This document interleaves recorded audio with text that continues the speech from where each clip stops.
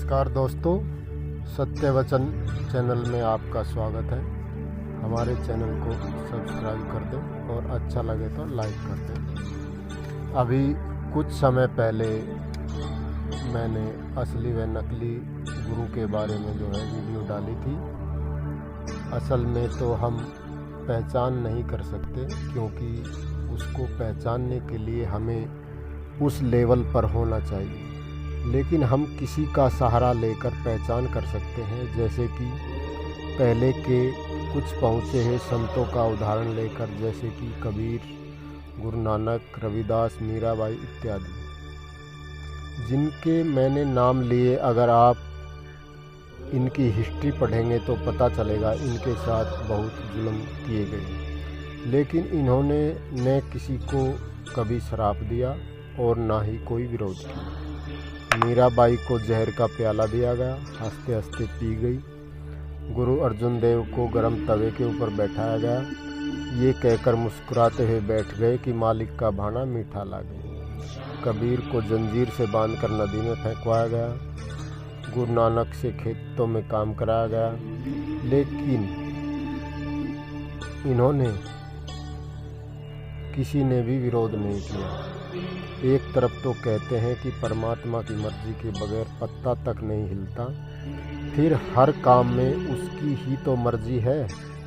हमारे मन माफिक काम होता है तो हम बहुत खुश होते हैं, और हमारी मर्जी के खिलाफ होता है तो हमें बुरा लगता है और क्रोध भी आता है। उससे बचकर निकलना भी चाहते हैं। तो इन संतों ने दिखाया, उदाहरण बन करके दिखाया है। दुख हो या सुख हो, मान हो या अपमान हो, सब में एक जैसा रहते हैं। सुख में ना खुश होते, दुख में ना दुखी होते। सुख दुख मान अपमान सम कर जाना, यही इनका मेन मोटो रहा है। तो इसी से आपको अंदाज़ा लगा सकते हो कि जो ये रामपाल, राम रहीम, आसाराम क्या जेल जाना चाहते थे? नहीं, बहुत बचने की कोशिश की तीनों ने। फिर ये संत कैसे हो सकते हैं? ये सिर्फ नकल करके, लोगों को भ्रमित करके, असली का ढोंग करके अपनी दुकान चलाते थे। सिर्फ जैसे कोई नकली सामान बेचता है तो वो उसके हूबहू असली के जैसा बनाता है उसको, ताकि पहचान ना हो सके और उसका सामान बिक जाए। और इनका भी यही काम था, और इनके पास दुखी लोग आते थे, और ये बात तो असली संत वाली बताते थे, क्योंकि नकल तो इन्होंने की हुई थी। यही बताते थे कि दुख सुख मान अपमान समकन जानना, सब में समान रहना, लेकिन अपने ऊपर कितना लागू करते थे उसको आप देख ही चुके हैं।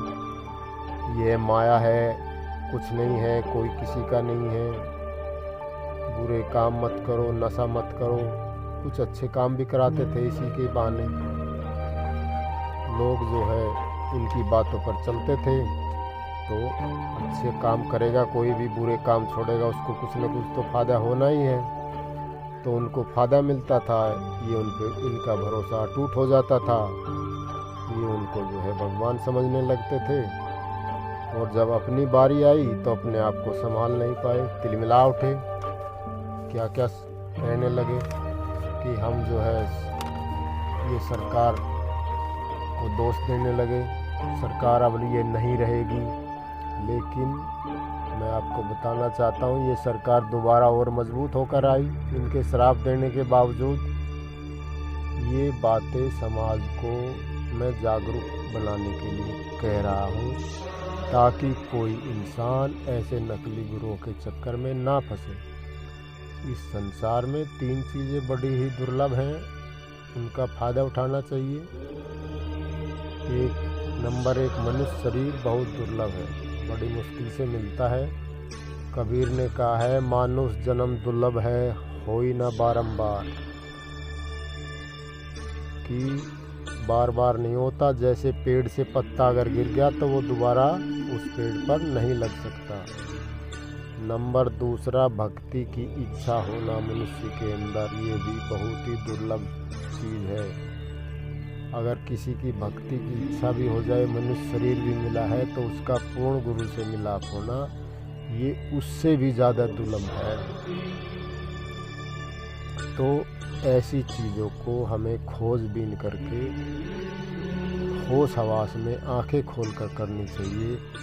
आंखें मूंद के किसी के पीछे नहीं चलना चाहिए। अब रामपाल क्या था, रामपाल ने कबीर की पूरी नकल की। पहले उसको बड़े अच्छे से अध्ययन किया और फिर अपने को ही कबीर घोषित कर दिया। कबीर घोषित करके बैठ गया और ये धूर्त ये नहीं समझ पाया कि कबीर जो है अपने को दास कहता था, लेकिन इसने नाम के साथ तो दास लगा लिया, लेकिन कहता भगवान था अपने आप को। और जब जेल गया तो कहता है मुझसे बहुत बड़ी गलती हो गई, मैं प्रशासन से टक्कर ले बैठा। अरे भाई, भगवान भी गलती करने लगे तो फिर तो हो लिया काम। ये अपने शिष्यों को जो मंत्र देता था मैं वो बता रहा हूँ। ओम सोहम किलियम हिरियम सिरियम सत कबीर, और एक बोलता था, सार शब्द बोलता था, वो था इसका ओम तत्सत। ये मंत्र देता था, जो कि कबीर ने खुद अपनी रचना में इन मंत्रों वाली भक्ति को अधूरी भक्ति कहा है, जो कि आपको कबीर जी की रचना अनुराग सागर में इसका विस्तृत वर्णन दिया गया है। तो आप अनुराग सागर आप कबीर साहब की पढ़ सकते हैं। उसमें ये जो मंत्र हैं इनकी क्या भक्ति है इसमें विस्तार से दिया गया है। अब मैं इस वीडियो में इतना लंबा तो नहीं जा सकता, और मैं आपको और भी आगे दूसरों की बताना चाह रहा था, लेकिन वीडियो ज़्यादा लंबा हो जाएगा, इसलिए मैं आगे का जो है अपनी नेक्स्ट वीडियो में आपका बताऊंगा। आज केवल रामपाल के बारे में ही मैं आपको ये थोड़ी जानकारी दे पाया, क्योंकि वीडियो बहुत ज़्यादा लंबा हो जाएगा। आगे दूसरे नकली गुरुओं के बारे में हम आपको बताएंगे।